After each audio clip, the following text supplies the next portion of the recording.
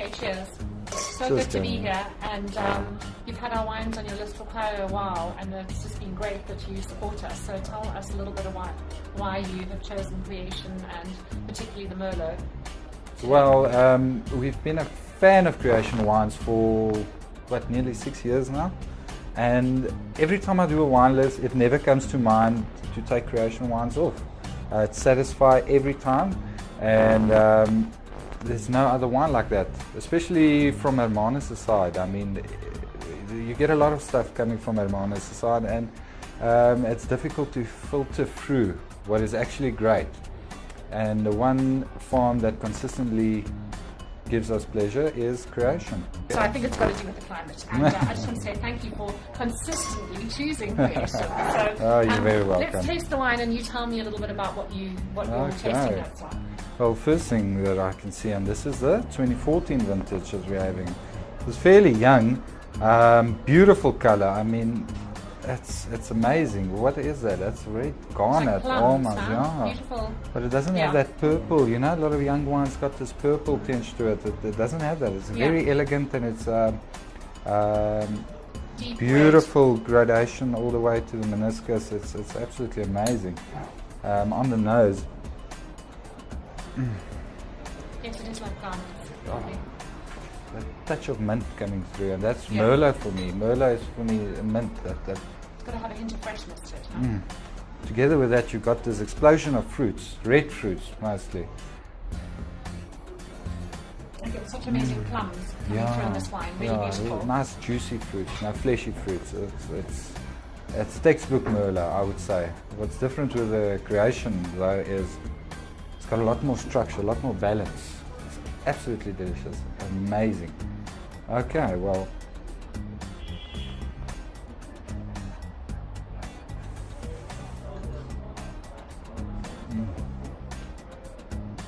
Pretty good tannin structure here, considering it's so young.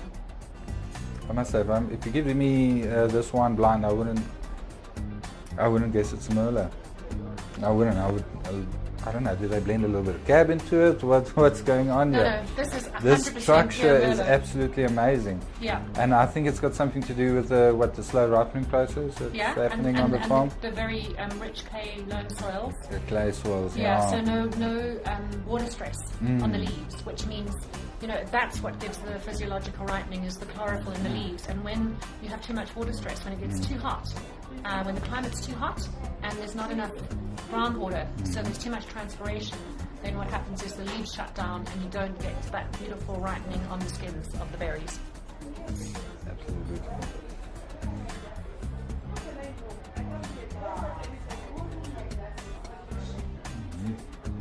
So with that depth, you've obviously chosen a dish which is fairly substantial. Exactly. For me, when it comes to food and wine pairing, I don't make it too complicated. It's always golden rule for me is the weight of the food should match the weight of the wine, and that's what I'm going for here now. I've got a nice sirloin here. We've got it matured for about 4 weeks. It's some of the best meat we can get our hands on. Charl beef, I don't know if you know. Oh, fantastic. Okay, so why I've chosen this dish is because the wine is not your everyday Merlot. It's not that luscious, that loose, that it's not flabby. It actually has a very quite firm tannin structure. Yeah. And you need a little bit of protein to neutralize that, or to actually let it explode. Yeah. That's why I chose this dish. It's a very simple dish, and I feel that it would complement the wine over and over.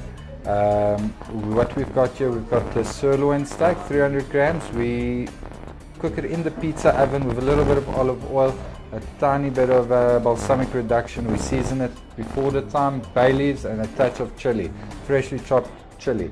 So you got all those natural flavors. It's not something that's drenched in sauce. And I like that, because I think often that spoils the, you don't really get to taste the cut of Exactly, meat exactly. when it's got too much sauce on it's it. masked by this sauce. So it's got like a lovely purity in a way. Exactly. Well, Well, let's tuck in, shall we? Dig in. There we go. And with that we got our starch and roasted vegetables. What I didn't mention is that, or I might have mentioned it, but the importance of it being cooked in the pizza oven. You get all those woody flavors also infusing into just the outside, so it doesn't ruin the beef flavor completely. It smells great. Yeah, no, well, And it looks beautiful. I want to kind of cut it right down the middle, but this is like perfectly cooked. Oh my word, it's super tender. So what I really love about this cut that you've got here, the sirloin, is that it's got a little bit of fat on it as well, which is so good.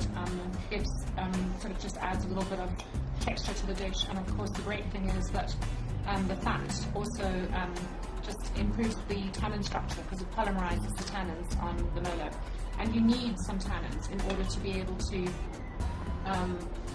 the wine, just helps you digest the meat, but it is cooked to perfection. It is so delicious. It is so tender. What a treat. Yeah. You're welcome. And I've had a sirloin out of a wood-burning oven before. Fantastic. Yeah. First times for everything, eh? Also, the fat is amazing unless you have cholesterol problems. Sorry, that's lame. Sorry. No, but I think that it gives flavour. It adds flavour, and there's not a lot of it, but the meat is so tender. So there we go. Some Charl beef, sirloin steak, with a little creation of merlot. Well done. What a treat. Thank you, Capeech. You're welcome. Thank you. Appreciate it. It's great. Thank you.